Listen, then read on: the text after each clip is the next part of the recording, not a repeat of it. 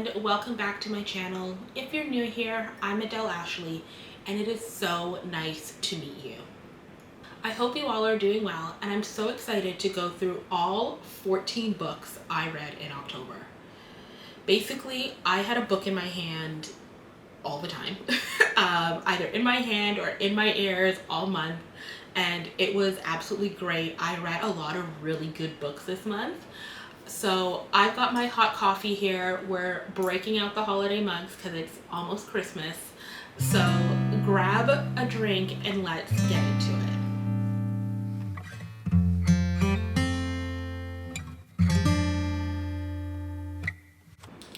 So first book that I read was Wildfire by Hannah Grace. This was a 4-star read for me. I expected it to be good, but I was not prepared for it to be so adorable. So this is actually the second book in her Maple Hill series, Icebreaker being the first one. And I know Hannah Grace mentioned that the odd number books are going to be set on the campus during the school year, while all of the even numbered books are set off the campus kind of over their summer break. So as this is the second book in the series, it is entirely set outside of Maple Hills at a summer camp. We do see elements of the house from the first book and the hockey boys and everything a little bit in it, but it's an even numbered book. She's chosen it's going to be at a summer camp, and it worked. So the hockey boys do make appearances throughout the book. They are lovely. They do something 3/4 of the way through that is great, but there is actually a whole new cast of characters in this book as we are not at Maple Hills. This book follows Russ and Aurora, who have a one-night stand at the end of the year, and they don't really get each other's names. They don't get each other's full names, I should say, and they unexpectedly run into each other when they discover that they are both counselors at the same summer camp.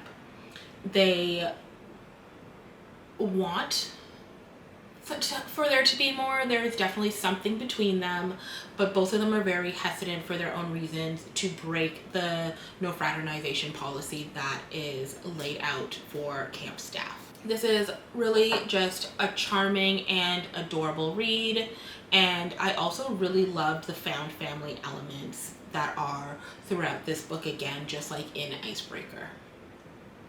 I fell into the trap of one of those TikTok book teasers and ended up reading The Playing Game by Ainsley Booth, which was a 3-star read.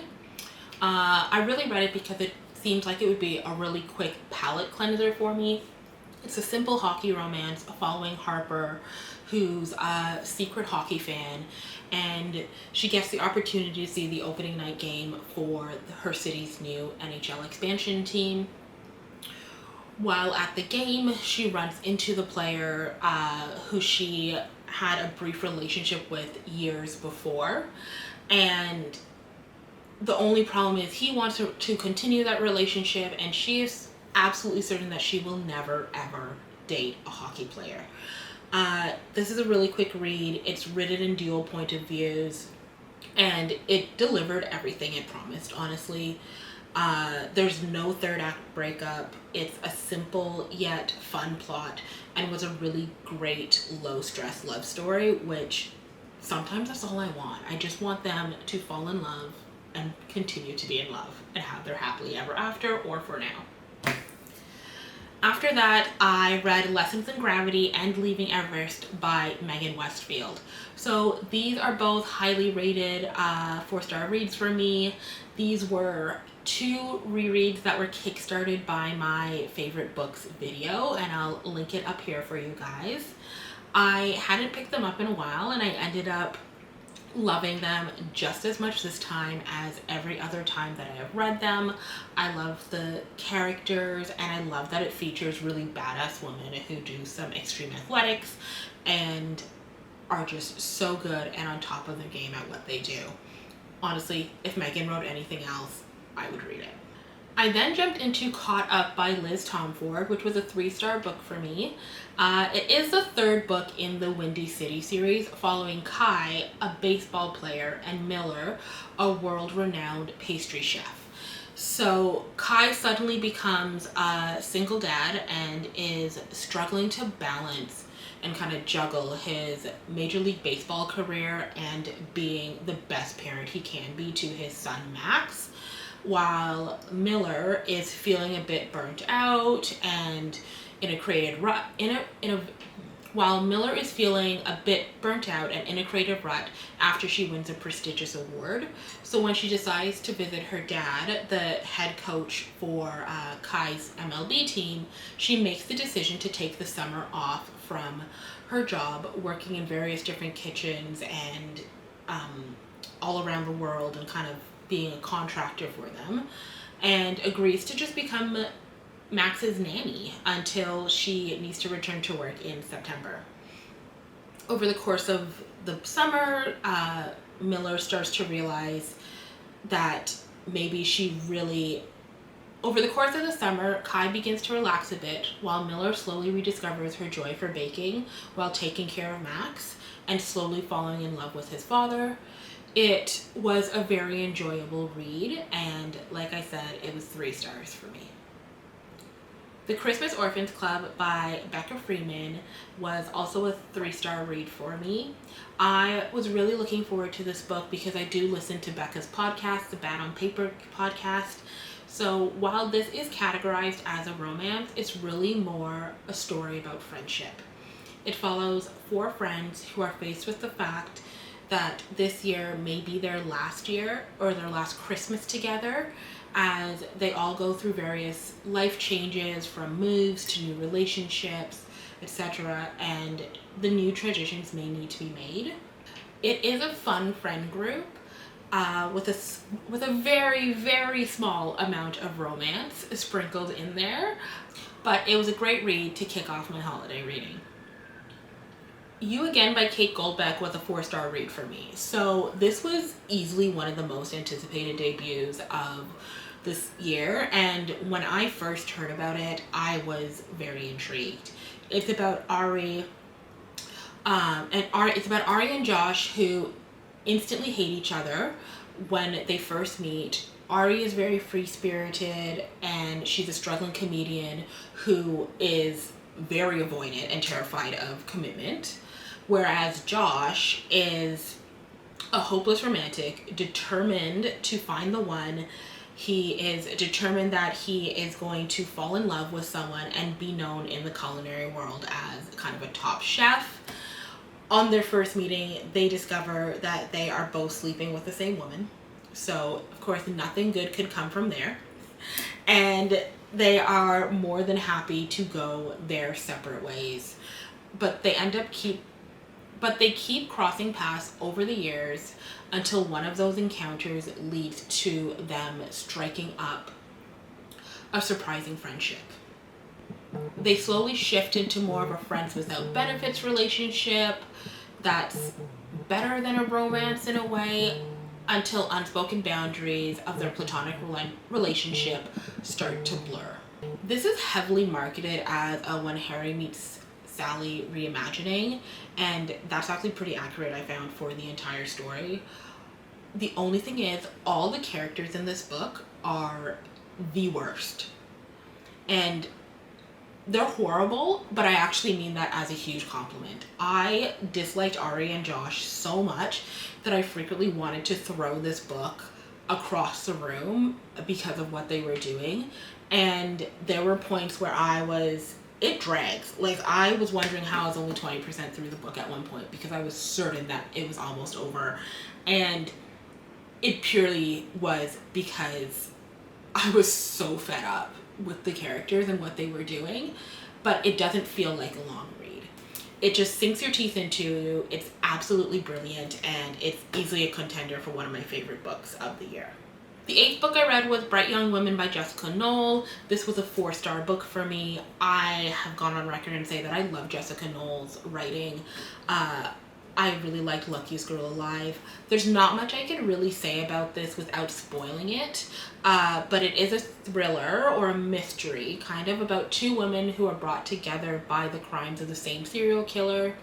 It's told from both of their perspectives and in 2 different kind of timelines. One, I believe it's set about 10 years apart between them. I absolutely loved it, and like I said, easily another 4-star read for me. I also reread the entire Simple Wild series, which was triggered, all 4 books, which was triggered by my favorite books video, and I loved it just as much again this time. Kala and Jonah are so sweet, and this book makes Alaska seem so idyllic. As I said in that video, rereading it, I still find that book 1, The Simple Wild, and book 4, Running Wild, are still my favorites.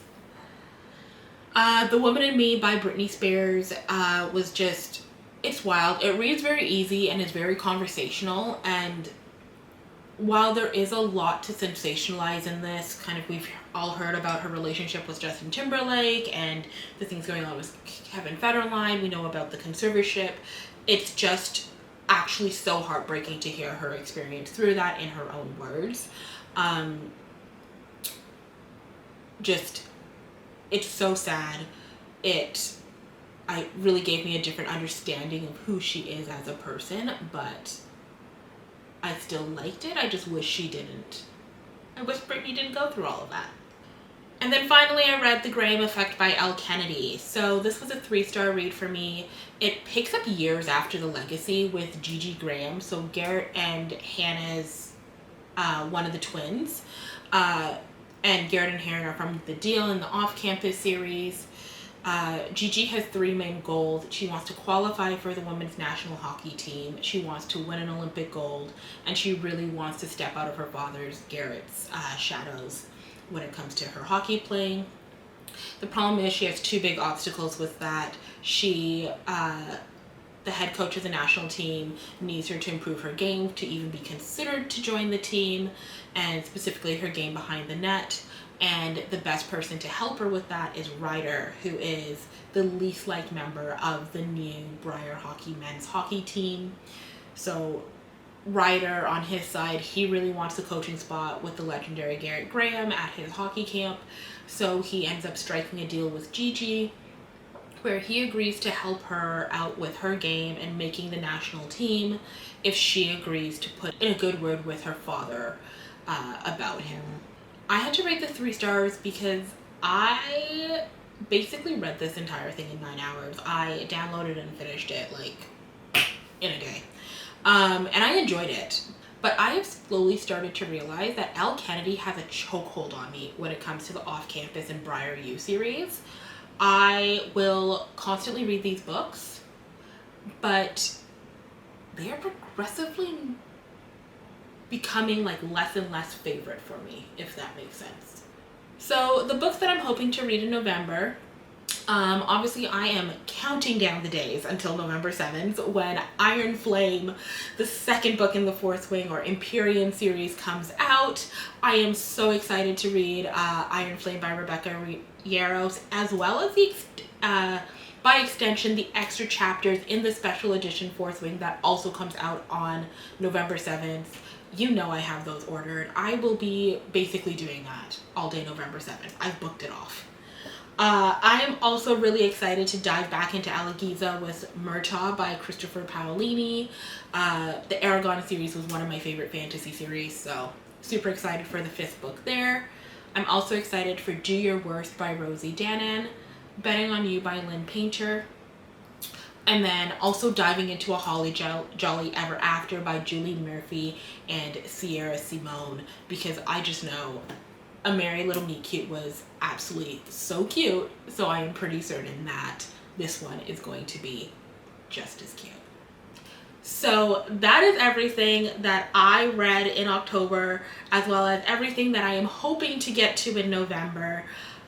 Please let me know, what have you read, what have you been loving recently, and what's on your TBR list.